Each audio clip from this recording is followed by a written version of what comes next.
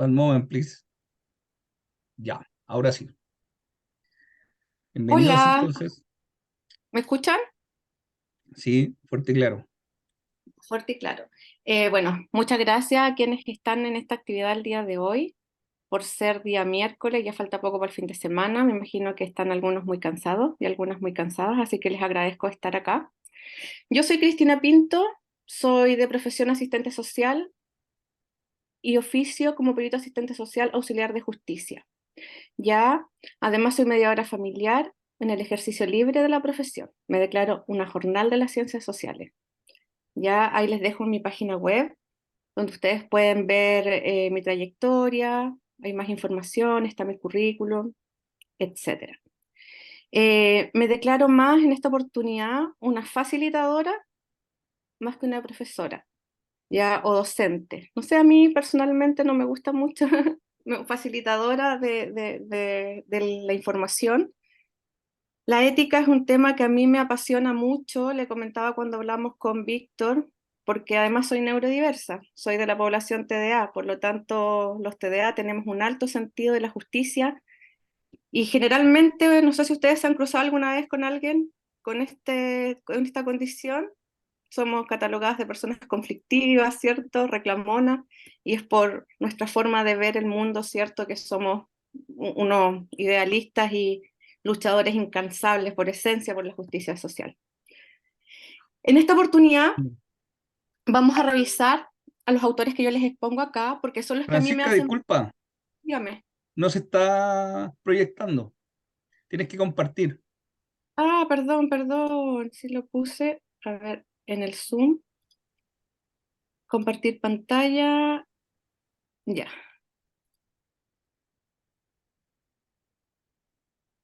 ya, ahí sí, Am, ahora ¿ven? sí, hay que agrandar Sí, lo tengo que la agrandar ponencia solamente. Ahí se ve, pero hay que poner la ponencia en en grande. grande. Sí. Ya, ahora Ahí sí, sí, sube. Ahí sí. perdón, gajes del oficio, soy una pésima. Ya, como dije, los autores que vamos a revisar son los que expongo en esta lámina, porque a mí me hacen más sentido y yo los considero maestros. Por ejemplo, Patricio Miranda, que fue mi profesor, no lo puse acá porque no leí ningún texto de él, pero yo me hizo clase en la Católica. Cecilia Guayo Cueva, gran maestra, asistente social igual, estudiosa de la ética desde el trabajo social en Chile. Adela Cortina, que ya me imagino que muchos ya la tienen que haber escuchado más de alguna vez. Elegí un texto de dilemas éticos de los trabajadores sociales en España, de Ballesteros, de Alberto Ballesteros, y un texto de ética y servicio social de María Luisa Barroco, que es una colega brasileña. Ya quise, ya que no, me imagino que no hay mucho tiempo y para no ser tan teórico, y la idea es que vayamos conversando, ¿cierto? Y vayamos reflexionando. Quien quiera opinar puede levantar la mano o interrumpir, y no tengo problema. Ya que vamos a hablar de ética profesional en el trabajo pericial, la primera pregunta que uno se hace, ¿cierto?, es ¿qué es la ética? Y la ética es un tipo de saber, ¿cierto? Un tipo de saber que pretende orientar la acción humana. Por lo tanto, hacer un tipo de saber implica conocimiento, ¿cierto? Existen muchas teorías éticas, ¿ya? Y también existe la teoría aplicada, que más que una teoría es el estudio de la ética práctica, de situaciones, etcétera. ¿Ya? Y como es un saber, ¿cierto? Implica una acción de parte de nosotros, de la persona que conoce, implica una voluntad, implica una motivación, implica un estado de conciencia, ¿ya? Porque no es sentido común, ¿ya? No, es ciencia.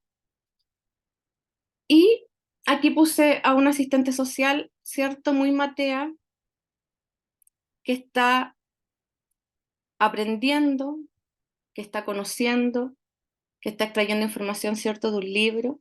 Entonces, implica este saber un proceso reflexivo, ya un proceso consciente de parte de quien conoce o de quien quiere saber. Ahí quise poner la imagen de una trabajadora social cualquiera, yo puse género femenino porque yo soy mujer. Entonces tenemos a una profesional que es un ser individual, ¿cierto? Que tiene una historia arraigada en su ADN, que, que pertenece a una comunidad, que pertenece a una familia, que trae consigo componentes culturales y con ellos probablemente juicios, prejuicios, que comparte representaciones con el resto de su comunidad y que entonces tiene un ethos que se llama que es personal, ¿cierto? Que es lo que yo soy, que es mi escala de valores como ser humano, ¿ya? Pero también está la ética que es profesional, que es más consciente, que es más estudiada, que es de conocer, que es de saber, que es de criticar, que es de contrastar, que es de aprender, ¿ya? Tenemos entonces, como vemos acá, a esta asistente social que por un lado está forjando o ya tiene, digamos, un carácter forjado con una estructura valórica determinada, que una estructura valórica, como dije, se construye en relación con las otras personas, ¿ya? Entonces está esta integración con lo que es la ética profesional y no tienen que extrapolarse, ¿cierto?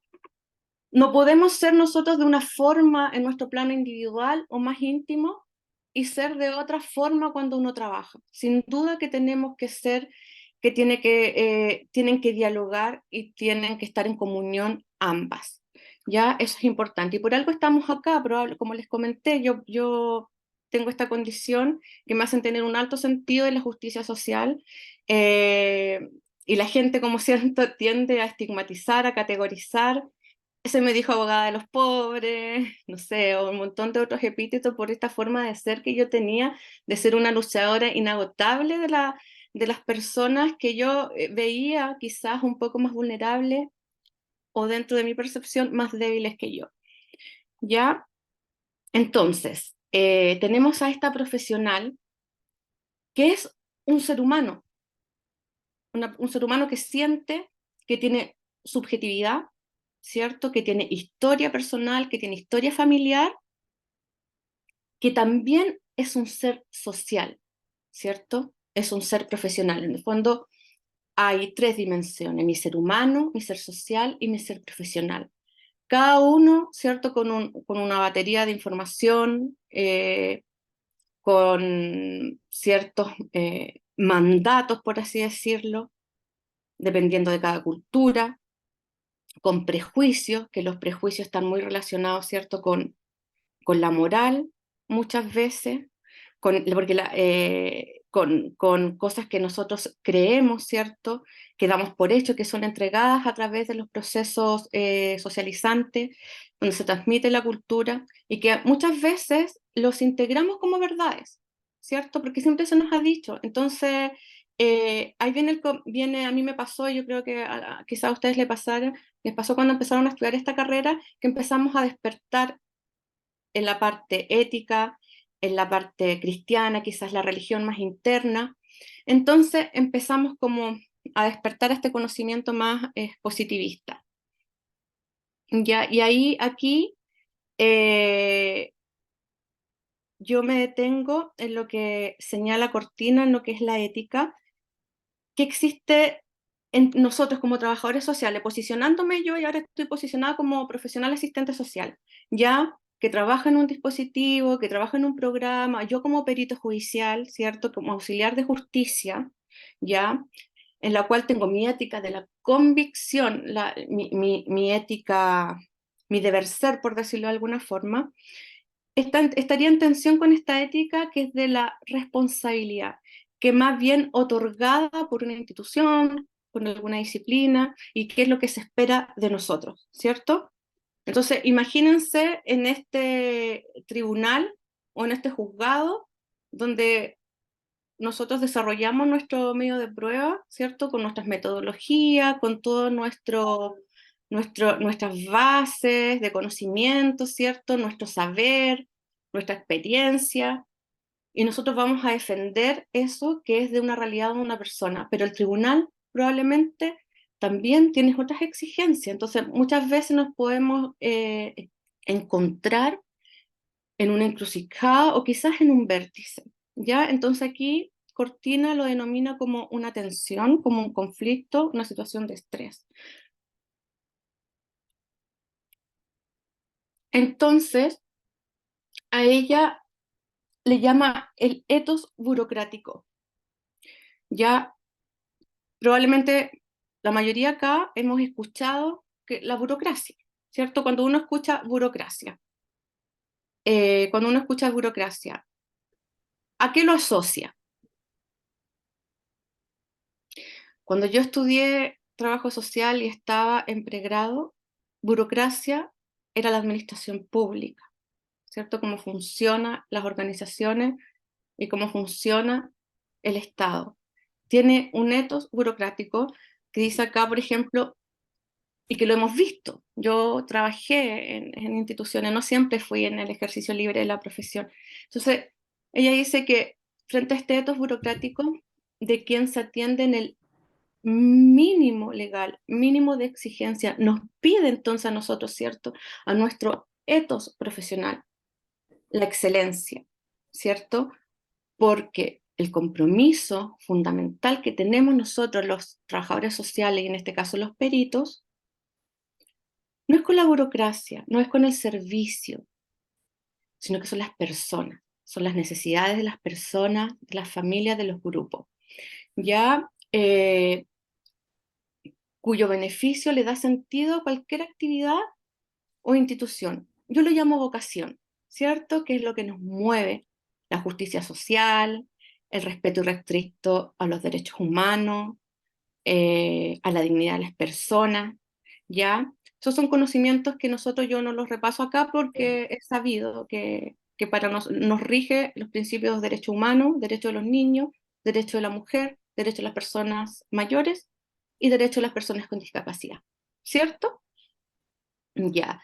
Eh, y ella, en conclusión, esta extrapolación de diferenciarme de mi etos profesional, mi etos personal, y ahora se me suma el etos burocrático, ella dice que nuestro actuar, en nuestro quehacer profesional, tiene que ser desde la ética de la responsabilidad convencida o de la convicción responsable.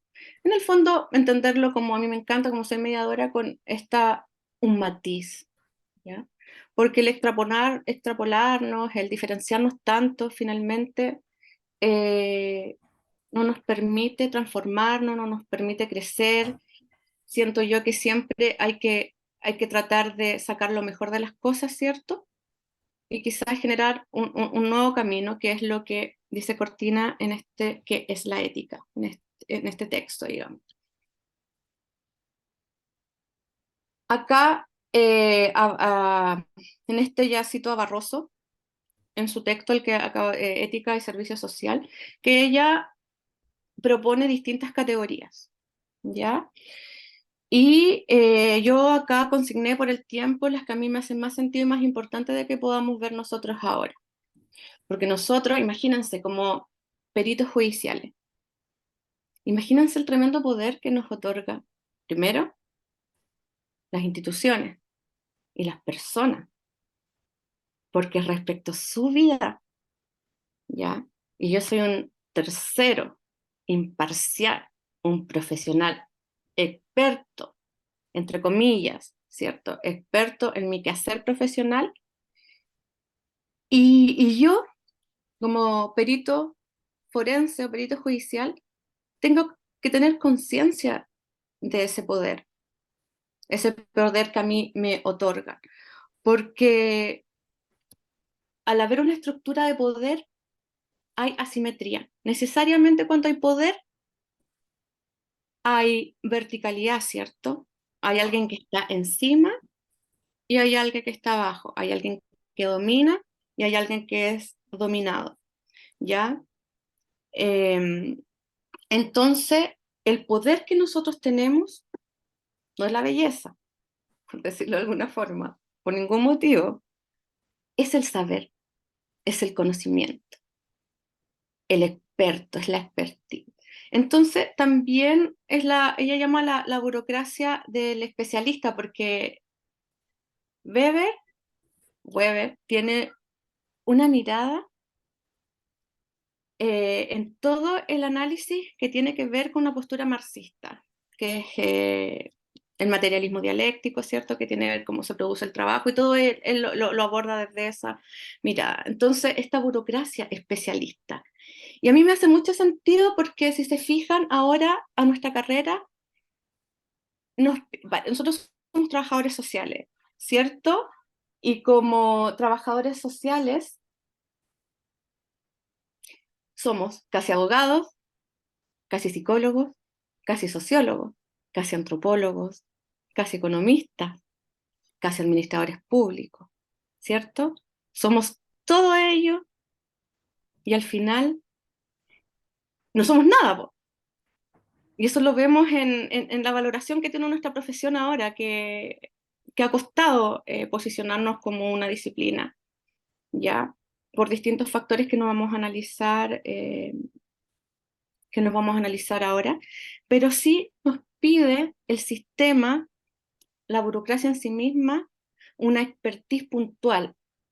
Y eso, bueno, es capitalismo igual, porque estamos en una industria, ¿ya? Entonces, las universidades también son parte de una industria, la academia es parte de esta industria, ya que nos vende especialidad, nos vende expertise, nos vende conocimiento, nos vende saberes, entonces eh, estamos constantemente nosotros en esta relación de dominación, ya que nos sitúa en un nivel superior de las personas y hay que tener cuidado con eso, ¿ya? Y por eso me hizo mucho sentido y por eso me hace sentido que nosotros tengamos conciencia de ese poder y lo podamos también equilibrar, ¿ya? Porque las personas pueden tener otros saberes, depende de donde uno trabaje, por ejemplo, como perito privado, poco se trabajan con personas en situación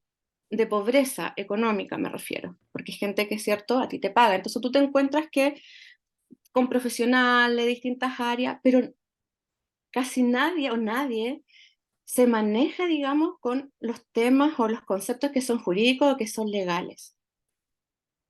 Y te entregan ese poder de su vida a ti, con absoluta confianza, ¿cierto? En ese saber, ya, en esta expertise. Pero también es importante que nosotros, en este actuar ético, en esta validación del otro que tenemos adelante, ¿cierto? Con respeto a su experiencia, a su historia, a sus saberes que son de la cotidiano, ¿cierto? Que son desde lo más doméstico de su ser, por decirlo de alguna forma. Él tiene el derecho a saber, ese es el acceso a la información, que es parte de nuestra labor también, explicarle a la gente qué es este proceso en el que estamos. Por ejemplo, yo cuando llego a desarrollar un peritaje, me presento en qué estoy, pero siempre empiezo con un pitch. Y mi pitch tiene que ver con el empoderamiento de esa persona, de su caso y de su causa, ¿ya? Bajar el lenguaje, informarle que es una causa de tanto, que lo que en esta audiencia preparatoria, mire, se pidió esto, se va a demostrar, entonces esto, para que la persona esté más o menos empoderada de su caso, ¿ya? Y pueda también dar a conocer sus expectativas, qué es lo que espera, qué le da miedo, eh, qué desconoce, etcétera. Por eso es importante que nosotros lo tengamos en cuenta y sobre todo en esta interacción que tenemos en el momento de la visita domiciliaria, de la aplicación de la entrevista, el consentimiento informado. que no es un mero trámite el consentimiento informado, ¿ya?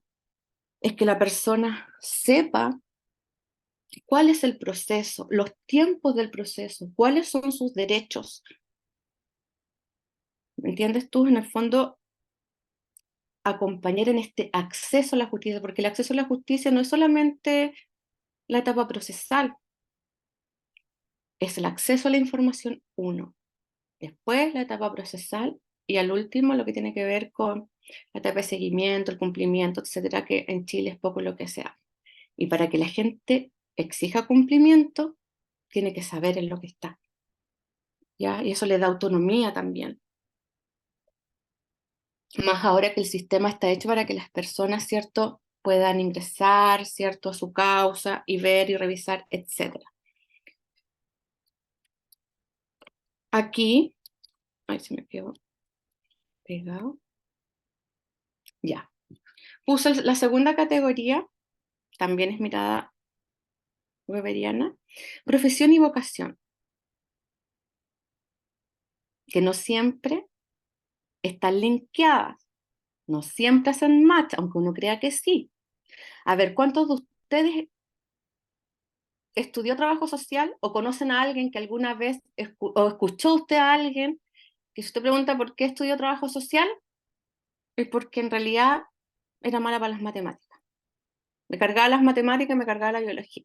Ay, hice un descarte y bueno, me metí a esto que era relativamente fácil. No lo comparto, ya. Ahí hay utilitarismo. ¿Por qué quieres ser perito? Está súper de moda, es como, ¿cierto? ¿Por qué quieres ser perito? ¿Porque quieres abultar tu sueldo? ¿Quieres tener una peguita extra? ¿Aspiras a ser independiente? ¿O realmente estás linkeado con la justicia social y quieres ser parte de esto? Uno tiene que clarificarlo, ¿ya? Por eso aquí, profesión y vocación. Sobre todo nosotros, los del mundo social, no podemos desligarnos de nuestra vocación y nuestra responsabilidad, así tampoco los deberes morales de nuestra profesión. Y ahí puse yo en palabras de Adela Cortina. Se trata de una reflexión que sitúa en primer plano la relación entre lo que les dije, entre el etos personal y el etos profesional. Es un horizonte de compatibilidad e integridad. Tienen que dialogar, tienen, tienen que nutrirse, no pueden ser opuestos. Uno tiene que, al ingresar a estudiar esta carrera, tiene que investigar. Por más que nuestra vocación, estoy dispuesto, las condiciones laborales, la precarización laboral que existe, ya cuando trabajas en una determinada institución, ¿estás dispuesto? ¿De verdad quieres ser trabajador social? Esas son las primeras preguntas y ver si tu ética va de la mano, tu ética personal con tu ética profesional. Porque nosotros entregamos un servicio, ¿ya? No entregamos un producto en sí mismo. No somos como un civil industrial, por ejemplo, que dentro de sus motivaciones desde que entra pregado es ganar plata, hacer plata, hacer plata, hacer plata y probablemente la ética es más o menos flexible, tienen otra.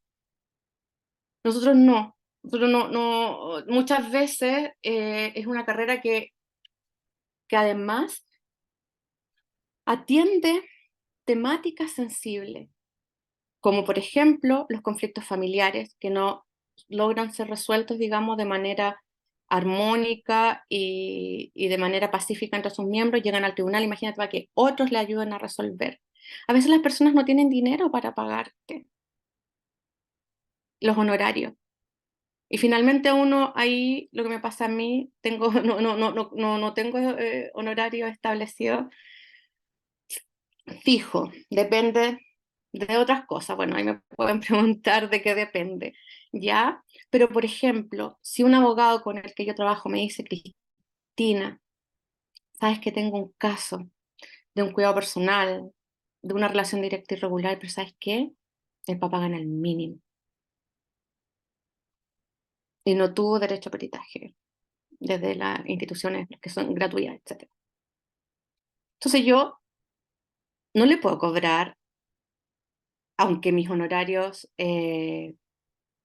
estén en promedio de mercado, digamos, que estés en la media, digamos, tampoco es para hacerte rica en un día, pero ahí yo encuentro el sentido de por qué estoy acá. Y hay muchas veces en que me bajo al 50%, incluso menos, porque sé que mi función, que el peritaje, que el rol el rol del perito y la valorización del peritaje es importante para que él pueda acceder a la justicia. Entonces, ¿cómo yo no se lo voy a hacer si el caballero no tiene plata para pagarme? Me bajo, ¿ya? Porque no me olvido que yo tengo una vocación por detrás, ¿ya? Una vocación de servicio y un compromiso ético con la justicia social. Y aquí eh, entro a esto que expone Cortina en su texto, nuestra profesión, que tiene una identidad colectiva, ¿cierto? Y ahí yo quedé lamentablemente y no, me di cuenta de que no escribí más, pero ella hace referencia a la situación que progresivamente hemos sufrido como disciplina, que es la atomización. Ya somos profesionales aislados. Si bien tenemos un colegio de trabajadores sociales que es a nivel nacional, también, ¿cierto? Y provincial, regional y provincial, ¿cierto? Pero si tú ves cuántas personas están colegiadas en proporción, son mínimas. Nos hemos transformado en una carrera súper individualista, en una profesión súper individualista, donde trabajamos igual solo. No tenemos muchas instancias de debatir colectivamente, de criticar colectivamente, ¿ya? Eh, de analizar ciertos conflictos éticos, dilemas éticos. Eso, por eso ya los pone así. Nuestra identidad colectiva ahora, en estos tiempos, está desdibujada, ¿ya? Y eso lo podemos observar en que nos hayan pasado a llevar tanto como carrera, como disciplina, como carrera profesional, ¿ya? Desde que nos hayan dejado fuera el código sanitario, ¿ves tú? Porque no somos un cuerpo, porque si fuéramos un cuerpo tendríamos más fuerza, ¿ya? Y eso está dado también con el cambio de los modelos de educación, bueno, el capitalismo reviste todo, la forma en que nos relacionamos, nuestras aspiraciones, nuestros sueños, etcétera. Entonces, es importante también tener conciencia de eso.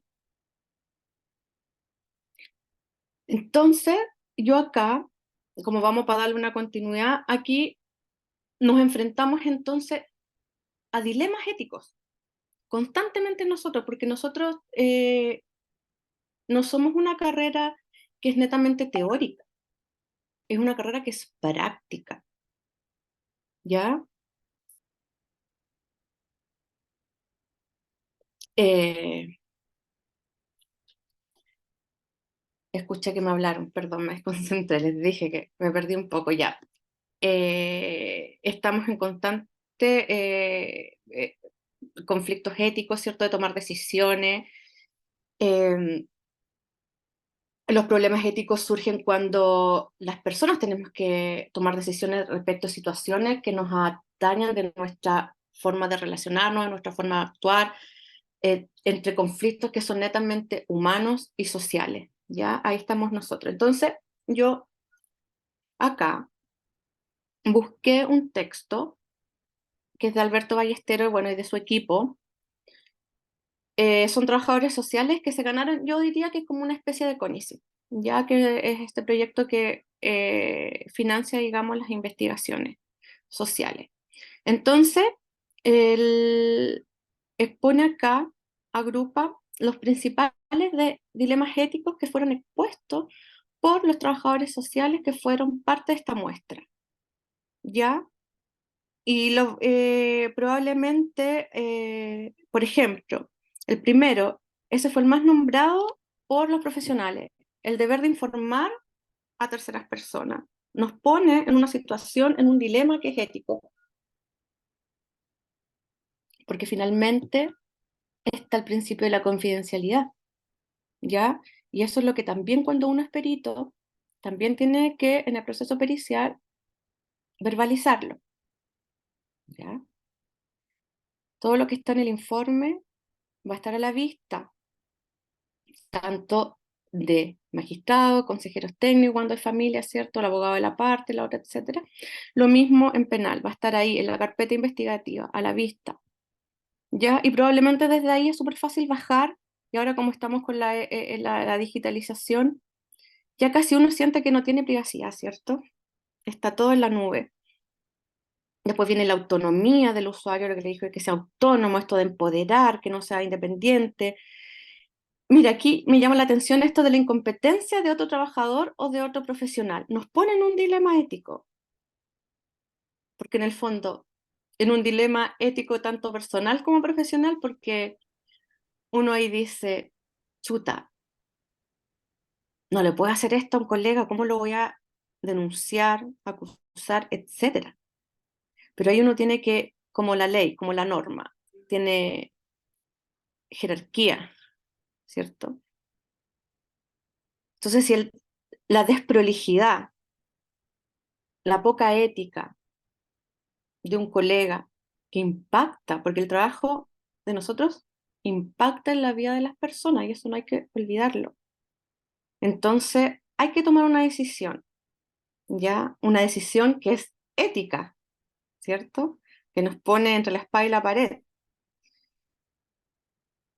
y que también al tomar la decisión de este dilema ético, también tomarla de una posición que la gente llama, y escuchamos siempre esto de la altura de miras. Como profesional, a nosotros nos respalda una ciencia, ¿cierto? Eso está detrás de nosotros. Nuestras decisiones ya no las tomamos desde el sentido común. Tienen que estar argumentadas y fundamentadas, ¿ya? Por lo tanto, eso es súper importante. Y no solamente para nosotros que oficiamos en esto de los peritajes, donde tú te desarrolles, ¿ya? Y lo pongo desde la contingencia. Por ejemplo, se han abierto situaciones últimamente que han salido en los medios como de fundaciones, ¿cierto? Que no hacen los trabajos, que ejecutan programas sociales en los territorios. Entonces, esos programas probablemente va a estar llenos de trabajadores sociales, administradores públicos, psicólogos. Entonces yo digo, ¿cómo nosotros que estamos ahí, que observamos, que tenemos un respaldo técnico, ¿cierto? Nunca nos dimos cuenta de que las cosas se hacían de manera tan desprolija, que no se cumplía, no se condecía el papel que entregamos, el informe con lo que nosotros hacíamos, que nos contrataron, porque ahí en esa historia de la fundación está la precarización laboral de nosotros también, ¿ya? Porque, esperemos un poquito que se me desenchufó el computador. No me demoro nada, gajes del oficio.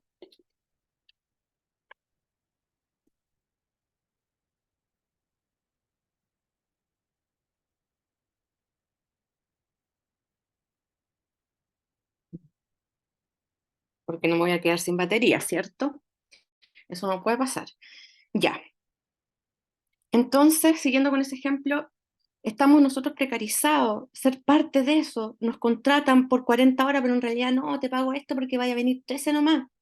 Así que no, pero en el contrato dice, entonces nosotros tenemos que tener, eso es una decisión ética, decir, oye, denunciar. Pero parece que los hemos hecho mal y eso también es súper comprensible desde el modelo que nos nutre y eso tenemos que hacerlo consciente, donde estamos inmersos en nuestro modelo económico, el capitalismo, los valores que nos entrega, que somos capaces nosotros de transar, pero nunca perder de vista que nosotros trabajamos con las personas, para las personas, ¿ya? Bueno, y ahí aparecen conflictos de intereses, por ejemplo. como perito, el conflicto de intereses, es tenerlo súper, el 26,40% de los trabajadores sociales dijeron que los conflictos de interés. Y claro, por ejemplo, si a ti te pide la polola de tu primo, no sé, para un ejemplo, que tú le hagas un informe, tú se lo puedes hacer, no puedes hacerlo. Aunque tú digas, ay, pues necesito la plata, es que hoy sí tengo que pagar. No, no puedes porque tienes un conflicto de interés, ¿ya? El secreto profesional, etcétera. Ahí está, va a quedar en la web de la academia la grabación y el PPT para que lo puedan revisar.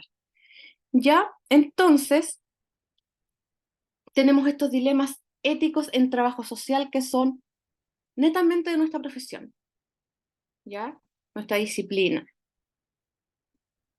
Y tenemos el código de ética, ¿cierto? Que todos los vimos en primer año de universidad. Y que después muere, ¿cierto? Enterrado. Bueno, aquí me imagino que hay profesionales jóvenes, ya está todo digitalizado, en mi época era la fotocopia,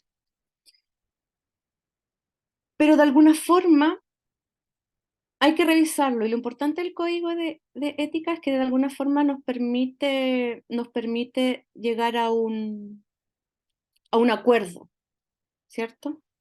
Aceptar mínimos éticos, ¿ya? Eh, para poder desarrollar nuestro ejercicio profesional de buena forma. Entonces, hay principios éticos que están netamente relacionados con lo que les nombré en un principio, que es cuál es el deber de nuestra profesión, fomentar el bienestar social, ¿cierto? El respeto a los derechos humanos, la equidad económica, social, la justicia, etcétera. Promover los derechos humanos, respetar a las personas en la dignidad, cualquiera sea su condición, raza, respetar el derecho a a la autonomía y la autodeterminación de las personas. Si una persona no quiere someterse bueno, está obligado, digamos, cuando es por mandato, pero la persona tiene la opción y la libertad de qué información entregar, en qué forma, dónde quiere, ¿ya? Eso es parte de su autonomía. Eh, bueno, es deber del profesional trabajador social respetar y aplicarlas. También hay derechos, yo no los quise poner porque en verdad los derechos es deber del profesional trabajador social respetar y aplicar las normas éticas. Y ahí, bueno, ¿para qué lo voy a leer todo? Me imagino que ya lo han leído mucho ustedes. Aquí dice la elaboración de informes y otros instrumentos, los profesionales trabajadores sociales deberán ajustarse a la más estricta veracidad, producto de una investigación exhaustiva de la situación para lo que se requirió, velando por la privacidad de la información recogida. Y esto a mí me hace el artículo 24 mucho sentido en nuestro ejercicio u oficio como perito. Tener absoluta claridad para qué nosotros estamos ahí. Por ejemplo, yo, que soy privada, a mí me paga un cliente. Puede ser parte demandante, parte demandada, informe para ambas partes. Y cada uno tiene sus expectativas. Las personas tienen sus expectativas, el abogado tiene o abogada tiene sus expectativas, tiene sus objetivos, ¿cierto? Y nosotros estamos ahí entre medio y tenemos que tener claridad cuando me preguntan, ¿quién es mi cliente? Para mí, en una causa de familia, siempre van a ser los niños. Y eso yo lo dejo súper en claro. O sea, no porque me pague el A, mi informe va a ser bueno para el A y malo para el B. O sea, eso no puede pasar. El informe tiene que ser objetivo y yo le dejo claro, yo estoy acá a velar por el interés superior del niño. Aquí, o sea, pensión de alimentos, no es nada personal, pero siempre lo dejo en claro, ¿ya? Como que manejar la ansiedad y siempre digo lo mismo. Y sobre todo los abogados y abogadas, porque muchas veces este trabajo ha sido romantizado, yo encuentro un poco el de los peritajes, pero es bien ingrato igual, porque resulta que nos viene a evaluar nuestro desempeño un tercero que no es de nuestra disciplina, un tercero que tiene una ética completamente distinta, y un tercero que fue formado para ganar. Entonces es ingrata porque muchas veces a mí me han dicho que mi informe está malo porque no les sirve. No les sirve para cómo el abogado piensa presentar, ¿cierto?, su causa. Pero yo no hago magia, les digo. Yo no hago magia, yo no puedo maquillar la realidad, ¿ya? Y yo no pierdo de vista mi ética, que en el fondo mi deber es con los niños. Y la justicia que mandata la ley, ¿cierto? Que uno se la debiera no saber de memoria, pero ahora con la inteligencia artificial, con Google, tú, está todo ahí, digamos. Y en atención a eso es el actuar de nosotros, ¿ya? Jamás hacer un informe o concluir lo que el abogado que te contrató, digamos, porque el abogado te contrata, el que gestiona, el que coordina, pero el que paga es el cliente. Pero yo tengo mi norte súper claro, que es la justicia y sobre todo la protección integral de los derechos de los niños. Y de ahí no me pierdo, nunca perderse, ¿ya? Para eso es importante, también encuentro yo esta pega de perito, es como súper solo, pero faltan esas instancias como las que uno tiene, bueno, trabajé en un DAM cuando empecé, de las reuniones técnicas, de tener otra amiga que quizás o una colega que también sea perito y de repente si estás medio conflictuada, llamar y decir, ¿sabes qué? Hoy, démosle una vuelta a esto, genial, démosle una vuelta, ¿ya? Porque a veces uno, como dije, que tenemos una historia para atrás que no podemos desprender ni por muy estudioso y todo, a veces hay ciertas cosas que nos ponen en estos dilemas, en estos conflictos éticos, ¿ya? Eh, bueno, ahí eso sí, pues permanente actualizado los valores y principios de profesión y contribuir a su clarificación y mejoramiento. Sí, eso uno lo debiera hacer como una motivación personal, pero también creo que las instituciones también tienen que poner lo suyo, y sobre todo en nuestro rubro que es el de los peritajes, porque finalmente son personas, la vida de personas en las que se ven impactadas por nuestro trabajo, ¿ya? Y de hecho, por ejemplo, hay un estudio, no lo traje ahora, pero que un estudio que hizo el Poder Judicial, hizo un estudio, una sistematización de diversos informes emitidos por trabajadores sociales y llegaron a la conclusión de que eran pésimos, de que más de la mitad de esos informes no eran desechados como medio de prueba, porque no tenían el componente metodológico, digamos, o el respaldo metodológico que les brindaran a esos informes el, el valor propio como medio de prueba, ¿ya? No respondían a la pregunta sociojurídica, respondían a otra cosa, simplemente a nada, demasiado descriptivo, muy poco análisis. Entonces, yo ahí la verdad es que no externalizo el problema a nuestro gremio, a nuestros colegas, a nosotros, porque finalmente somos trabajadores y todos tenemos el derecho a trabajar y la aspiración a desarrollarnos. Entonces, de repente a la institución le hace falta ser más claro, sobre todo a los tribunales, respecto a cuáles son las exigencias de sus peritos. También yo creo que espero que en un futuro también haya una bolsa de peritos ciega, ¿ya? Que efectivamente que paguen privadamente como lo hacen ahora, pero que sea el tribunal una tómbola, no sé, porque para que te dé mayor objetividad en el fondo. Porque todavía hay abogados que derechamente, a mí, mire, yo que tengo experiencia, me falta, no tanta, quizás y no tan poca, digamos, pero me contactó un abogado, yo había trabajado con su hermana, que es abogada, y nunca había trabajado con él porque me quedaba muy lejos pero igual me contrató, me pegué un viaje enorme, me pagaron, ¿cierto?, el traslado y todo. Pero yo creo que él estaba muy a contratiempo porque él tenía su perito. y se le cayó por X motivo. Entonces ahí entré yo como segunda. Entonces él me pregunta abiertamente si yo en mi conclusión podría, no usó la palabra mentir, pero si yo podría de alguna forma maquillar mi conclusión. Y yo le dije que no. Y ahí le dije lo mismo. Le dije, ¿sabes qué? No hago eso. No puedo maquillarte la realidad, porque no, yo tengo un deber con ese niño, el que va a ser beneficiario de esa pensión de alimentos. Ah, ya me dijo, no, te pregunto, me dijo, porque sí, no te preocupes, si esa pregunta es súper habitual. Entonces, también invitar nosotros a nuestros colegas, colegas hermanos, a no perderse en el área, en la temática en que están trabajando, ¿ya? Y con que nosotros lo tengamos claro es súper importante. Eh, Esto ya lo vimos. Bueno, acá conclusiones, alguien si quiere hablar o quiere preguntarme algo, ahí le dejé mi página web, las redes sociales que están súper famosas.